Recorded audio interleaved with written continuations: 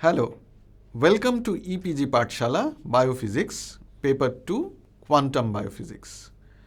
I am Angshuman Lahiri, Associate Professor, Department of Biophysics, Molecular Biology and Bioinformatics, University of Calcutta. In this paper, today we are going to take up Module 13, that is Huckel Molecular Orbital Theory. We have already discussed in the previous modules the valence bond method and hybridization and other concepts.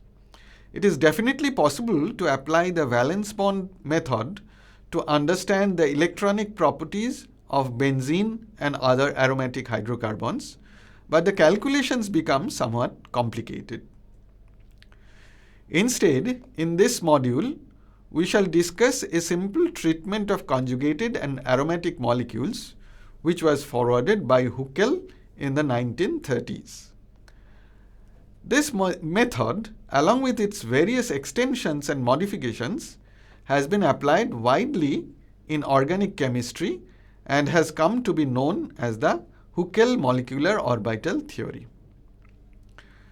As we have already discussed briefly in the previous module, the principal assumption in the Huckel molecular orbital theory is that the pi electrons move in a fixed effective electrostatic potential due to the sigma core of the molecule. And the sigma electrons are thought of as localized, and the pi electrons are described by molecular wave functions that extend over each of the atoms that contributes a pi electron. This gave rise to a very important concept of delocalization of pi electrons. In this module, our objectives are to learn in more detail about the Huckel molecular orbital method, to review and explore examples of its applications, to examine some general results concerning the Huckel molecular orbital method. In the previous module, that is module 12, we discussed a simple way of treating conjugated carbon compounds quantum chemically, considering their pi electrons explicitly. In organic chemistry, a conjugated system means a molecule or a molecular entity which may be represented as an alternating system of single and multiple bonds. For example, one such example is CH2 double bond CH, single bond CH, double bond CH2. However, conjugated systems can have other atoms than carbon, such as CH2 double bond CH, single bond C, triple bond N. The important point is that each contiguous atom in the chain should have a p orbital, and conjugation leads to the interaction of one p orbital with another over an intervening sigma bond. The interacting p orbitals give rise to the pi bonding in the conjugated system. One important property of such pi bonding in conjugated systems is that the bond is not strictly localized between two atoms. Thus, such systems are characterized by partial or fractional double bonds, and we can talk about a delocalization energy corresponding to the stabilization of the system compared with a hypothetical system with localized single and double bonds. So let us now go to Huckel molecular orbital theory, and first let us know a little bit about Erich Huckel, who actually proposed this method. Erich Huckel was a German physicist and physical chemist. In his early years, he worked with, among other famous scientists, Max Born, one of whose contributions, the Born-Oppenheimer approximation, we have already discussed in Module 9.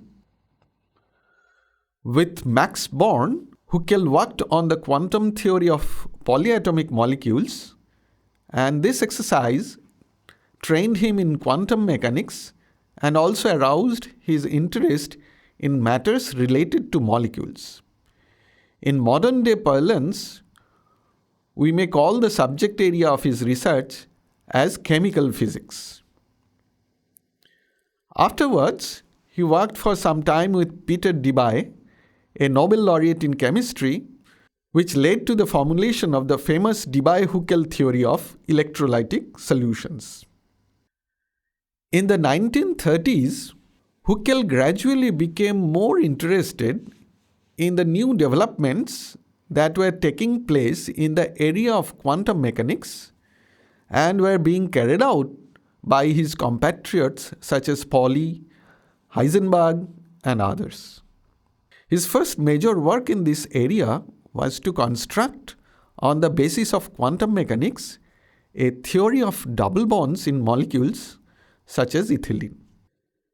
Through his quantum mechanical model, he tried to explain the characteristic stabilizing distribution of electrons in a double bond. After being successful in formulating a convincing model of the double bond, Huckel finally turned his attention to conjugated and aromatic molecules such as benzene. In the following few slides, we will cover a few aspects of the theoretical model, which is now called the Huckel molecular orbital theory. Let us briefly recapitulate the mathematical steps that we used in the previous module. We suppose that for our system we can treat separately the pi electrons from the sigma electrons. Next, we set up a basis of the pz orbitals, one for each atom donating a pi electron. We now seek molecular orbitals that are linear combinations of these pi electronic atomic orbitals that minimize the energy of the system. We have already seen how to construct such a molecular orbital. The molecular orbital, for example, capital Psi, has to be written as C1 Psi 1 plus C2 Psi 2 plus up to Cn Psi n, where we have capital N number of atomic orbitals Psi n. The coefficients Cr need to be determined from a minimization condition. Let us now consider the energy of this molecular orbital. The energy epsilon is given by this equation, where in the numerator we have the matrix element of the Hamiltonian, and in the denominator we have the overlap integral of the molecular orbital. We seek the coefficients such that the energy is optimized in the sense that the first derivative with respect to the coefficients all vanish. That is, we require that del epsilon del Cr is equal to 0. A simple calculation shows that this leads to the matrix equation sum over R H SR minus epsilon S SR into Cr equals 0, where H SR is the Hamiltonian matrix element and S SR are the overlap matrix elements. In the Huckel approximation, the overlap matrix elements S SR or RS equals 1 only if R equals S. Otherwise, it is taken as 0. For an all-carbon system, we take all the diagonal elements of the Hamiltonian matrix to be equal to a parameter alpha, that is, HII equals alpha. The off-diagonal elements between the nearest neighbor orbitals are set to a parameter beta and all others are set to 0. Since the matrix equation that we constructed will have non-trivial solution if the determinant is 0, that is determinant of H minus epsilon S equals 0, this will give us a polynomial equation in epsilon of degree n, where n is the number of atomic orbitals used to construct a molecular orbital. Since such polynomials will have exactly n solutions, there will be n molecular orbitals or sets of coefficients Cri with energies epsilon I. So there will be as many sets of solutions Cr as there are functions in the basis. Let us therefore label the coefficients as CRI, where the index I refers to the molecular orbital and R refers to a site. Next, we will examine some general results for some special types of systems. It has been possible to solve the Huckel equations in a general manner for a few special situations. These include, for example, cyclic polyenes of arbitrary sizes and also linear chains of arbitrary length. Let us first take up the case of cyclic polyenes. Let us consider a cyclic polyene which is a ring of n sites. In such a ring, site R will be connected to sites R plus 1 and R minus 1. It also has to satisfy the boundary condition due to ring closure, that is CRN equals Cn plus R, where small n is the label for the molecular orbital and capital N is the number of sites. One can easily verify that for such a system, a rho in the Huckel equation will be given as in this equation alpha minus epsilon n into CRN plus beta into CR plus 1n plus CR minus 1n equals 0. To solve these equations, let us take as guess the following solution. CRN equals e to the power I 2 pi nr by capital N. We can easily convince ourselves that this satisfies the boundary condition, because if we replace in this equation R by capital N plus R, then e to the power I 2 pi n capital N by n gives 1, so that it becomes CRN. Now let us substitute the guess solution into the Huckel equation. After factoring out the common term, we shall be left with alpha minus epsilon n plus beta into e to the power I 2 pi n by n plus e to the power minus I 2 pi n by n equals 0. From Euler's formula, we know that cos theta equals e to the power I theta plus e to the power minus I theta divided by 2. Using that relationship, we finally have epsilon n equals alpha plus 2 beta cos 2 pi n by n, where n equals 0 plus minus 1 plus minus 2 up to capital N by 2 for even n, and n equals 0 plus minus 1 plus minus 2 up to plus minus capital N minus 1 by 2 for odd n. There are precisely capital N molecular orbitals for these capital N sites. Since cos x is an even function, this means that apart from n equals 0 and n equals capital N by 2, the energy levels for cyclic polyenes will occur in degenerate pairs. This feature of the energy levels of the cyclic polyenes has an interesting consequence that is reflected in the Huckel 4n plus 2 rule that we shall discuss later. Next, we go over to linear polyene chains. We can use a similar trick for a linear chain of n identical sites. In this case, we shall choose as the boundary condition that the wave function becomes 0 at both ends. So, if we label all the atomic sites as 1, 2, capital N, the relation that must be satisfied is C0n equals C capital N plus 1 n equals 0, where the small n as before labels the molecular orbital.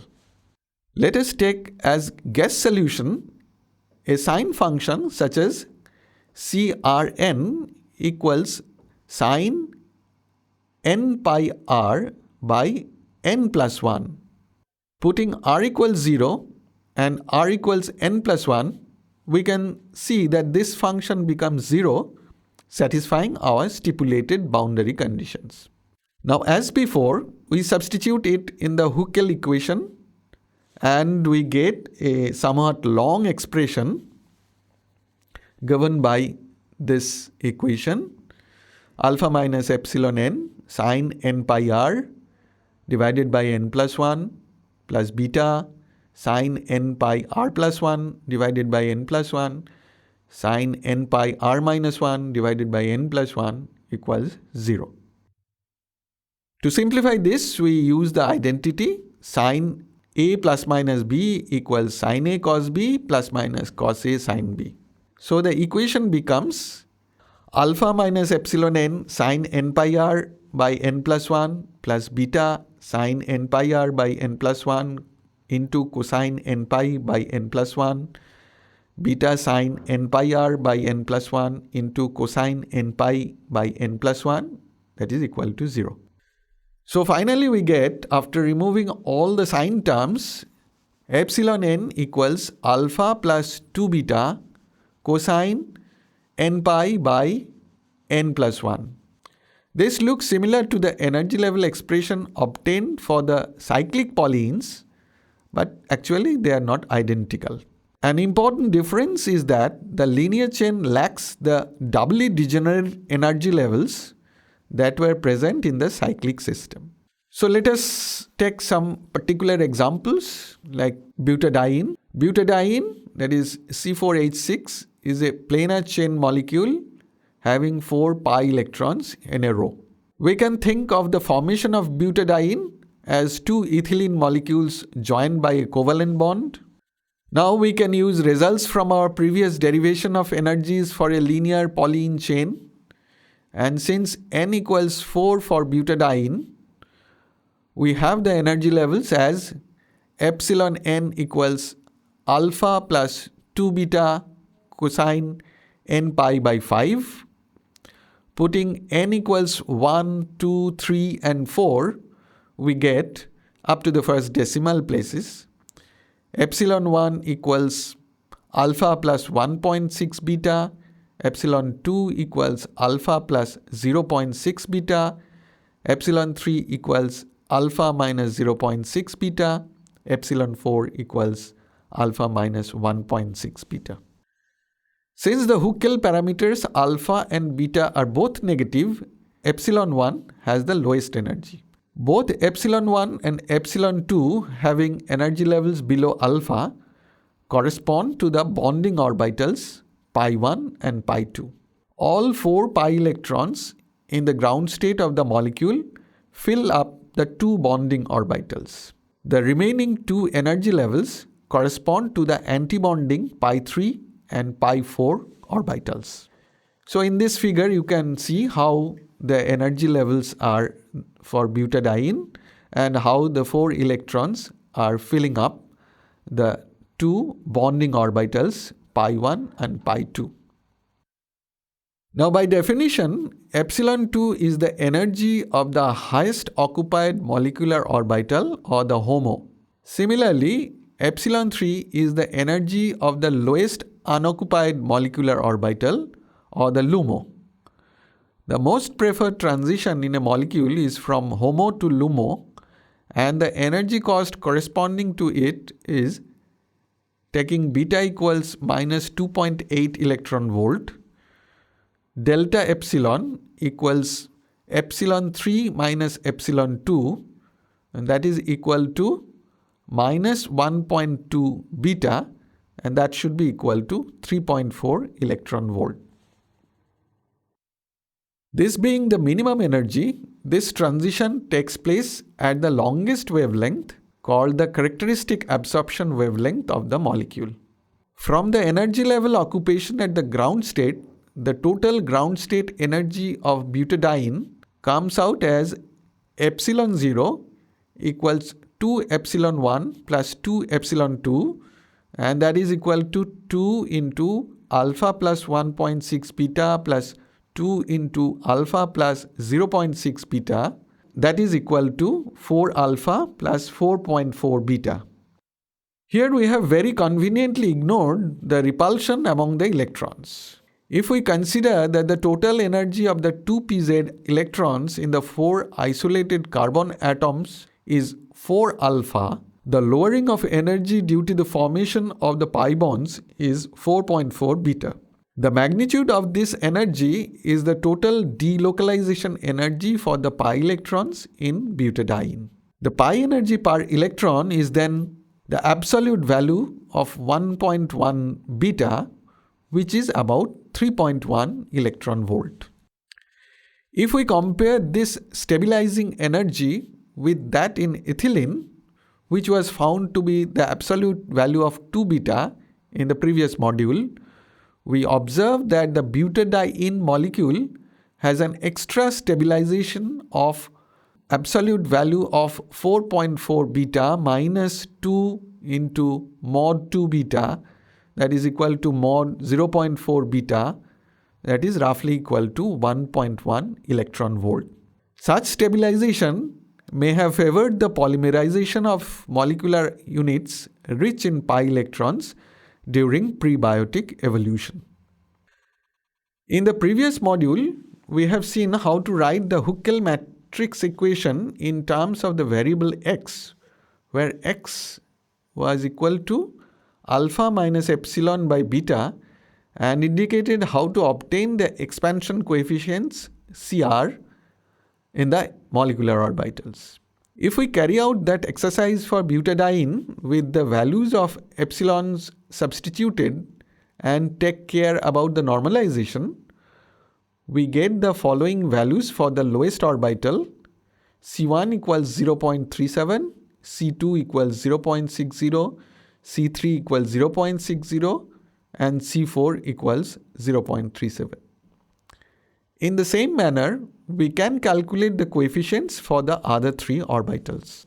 So, these 4 orbitals can be written as capital Psi1 equals 0.37 Psi1 plus 0.60 Psi2 plus 0.60 Psi3 plus 0.37 Psi4 for the first molecular orbital. For the second molecular orbital, Psi2 is equal to 0.60 Psi1 plus 0.37 Psi2 minus 0.37 Psi3 minus 0.60 Psi4. And similarly, we can see the expressions for the molecular orbitals Psi3 and Psi4 in terms of the atomic orbitals Psi1, Psi2, Psi3, Psi4. We have thus obtained all the energy levels and molecular orbitals of the pi electrons in butadiene, and this solves our problem for this molecule. Let us now take the case of a planar ring molecule such as benzene. It has 6 delocalized pi electrons, as you can see in the figure, so that in our formula for cyclic polyenes, we shall put capital N equals 6. Let us remember that formula once again. It was epsilon n equals alpha plus 2 beta cos 2 pi n by capital N. For capital N even, n runs from 0 plus minus 1 plus minus 2 to capital N by 2. Putting the value of n equals 6, we get the successive energy levels. Epsilon 1 equals alpha plus 2 beta, epsilon 2 and 3 are degenerate energy levels and they are equal to alpha plus beta. Epsilon 4 and 5 are again degenerate and have a value alpha minus beta. Epsilon 6 is equal to alpha minus 2 beta. So, in the figure you can see all these energy levels of benzene, and all the 6 pi electrons are accommodated in the lowest 3 bonding orbitals with energies alpha plus 2 beta and alpha plus beta. So the lowest energy level alpha plus 2 beta are occupied by 2 electrons, and the degenerate levels alpha plus beta are occupied by 4 electrons. Thus all the bonding orbitals in benzene are completely filled. Again, we completely ignore the repulsive interaction between the electrons and calculate the total energy in the ground state. The ground state energy, that is epsilon 0, is 2 epsilon 1 plus 2 epsilon 2 plus 2 epsilon 3, and that comes out as 6 alpha plus 8 beta. Therefore, the net pi energy for benzene is mod 8 beta, and the pi energy per electron is mod 1.33 beta, which is about 3.7 electron volt. The estimated energy for the HOMO to LUMO transition is delta epsilon, that is equal to alpha minus beta minus alpha plus beta, and that is equal to minus 2 beta, which is equal to 5.6 electron volt.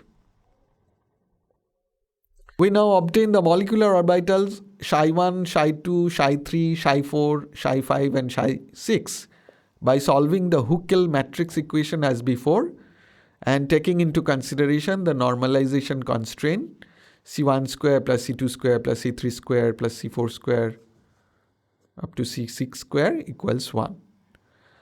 The final equations for the molecular orbitals look like this. Ψ1, the first molecular orbital, equals 1 by root 6 Ψ1 plus Ψ2 plus Ψ3 plus Ψ4 plus Ψ5 plus Ψ6.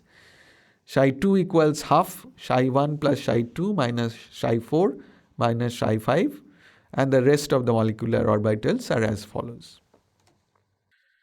So this is the occupancy of the energy levels in benzene. So this also solves the Huckel equation for benzene by finding the energy levels and the molecular orbitals for the pi electrons. Interestingly, although the lowest energy level in benzene is not degenerate in energy, the other two bonding orbitals are doubly degenerate. Again, the highest energy level is not degenerate, but the other two antibonding orbitals are doubly degenerate. We shall find that this obeys Huckel's 4n plus 2 rule for aromatic hydrocarbons. So what is Huckel's 4n plus 2 rule? According to Huckel's 4n plus 2 rule, cyclic conjugated planar molecules are aromatic if they contain 4n plus 2 pi electrons and anti-aromatic if they contain 4n pi electrons. The term aromatic is usually used to describe a cyclic planar molecule that exhibits significantly increased amount of stability. In the bonding orbitals of benzene, for example, we find that the distribution of 6 pi electrons to be consistent with the 4n plus 2 rule if we take n equals 1. This value of n actually implies that benzene has only one doubly degenerate energy level with 4n equals 4 pi electrons above the lowest non-degenerate energy level filled with 2 electrons. Considering naphthalene, which has a double ring, we find that the number of pi electrons is 10, so that n equals 2. For this case, the rule predicts two doubly degenerate energy levels consisting of 4n equals 8 electrons above the lowest energy level filled with the remaining 2 electrons. Similarly, anthracene, a triple ring aromatic compound, has 14 pi electrons corresponding to n equals 3.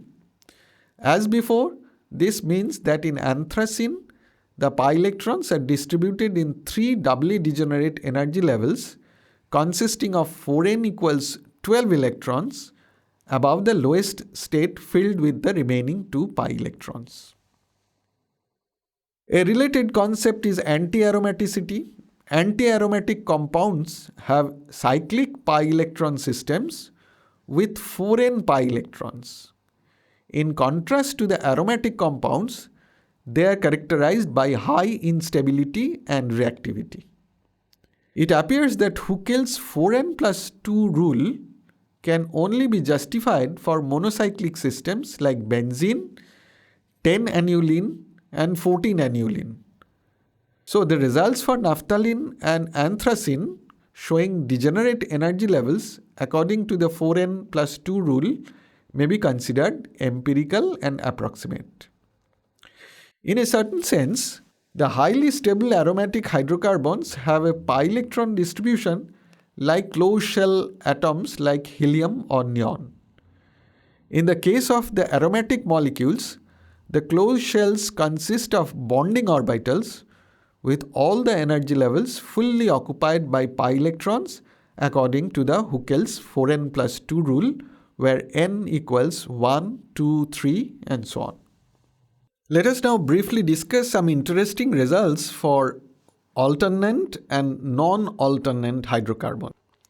Alternate and non-alternate hydrocarbons differ in the way their carbon atoms can be classified. In an alternate hydrocarbon, the carbon atoms can be divided into two sets in such a manner that no element of either of the two sets has an element from the same set as a nearest neighbor. Coulson and Rushbrook observed in 1940 that a large number of conjugated hydrocarbons are alternate and have a number of similar properties. It is easy to convince oneself that a hydrocarbon will be alternate if it does not possess an odd-membered ring. Consequently, all linear chain hydrocarbons, as well as molecules consisting of fused benzoid rings, such as naphthalene, anthracene, etc., are alternate. Molecules like azulene with odd-membered rings are non-alternates. In the figure, you can see one example of an alternate hydrocarbon and a non-alternate hydrocarbons, where we have separated the two classes of carbon atoms by starring and non-starring. So the starred carbons belong to one class of carbons and the non-starred carbons belong to the other set of carbons. And we separate these alternate and non-alternate molecules by looking at whether the starred carbons have as nearest neighbor only non-starred carbons and non-starred carbons have as nearest neighbors only starred carbons. Now these alternate systems can be further subclassified. The system is even alternate if equal numbers of starred and unstarred carbons occur. It is odd alternate if the numbers in the two sets are not equal. Since we always maximize the number of stars, this means that odd alternate systems will have more starred than unstarred atoms.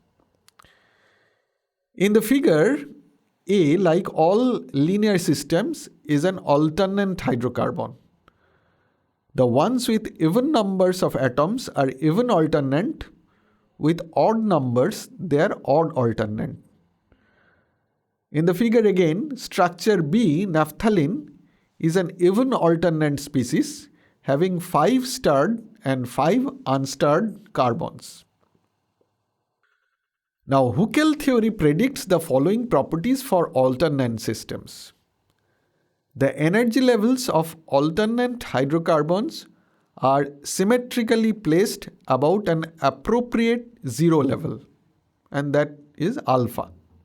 This implies that an odd alternate hydrocarbon must possess a non-bonding orbital. The coefficients of expansion in atomic orbitals for the molecular orbitals of an alternate system are identical for any pair of complementary orbitals except for a change of sign on the unstarred atoms. Let us now briefly summarize the important points of this module. We made the assumption that the pi electron energy can be minimized independently of the sigma electrons. This separation between pi and sigma electrons is an approximation. Another assumption is that each pi electron feels the same field so that they can be treated as independent particles. Except for the use of the Pauli exclusion principle, no explicit use was made of electron spin. The Huckel method uses the LCAO-MO approximation. Next, the Huckel determinant corresponds to the connectedness of the molecular system and is independent of its geometric variations. The energy of each molecular orbital is expressed in terms of two parameters, alpha and beta. Thank you.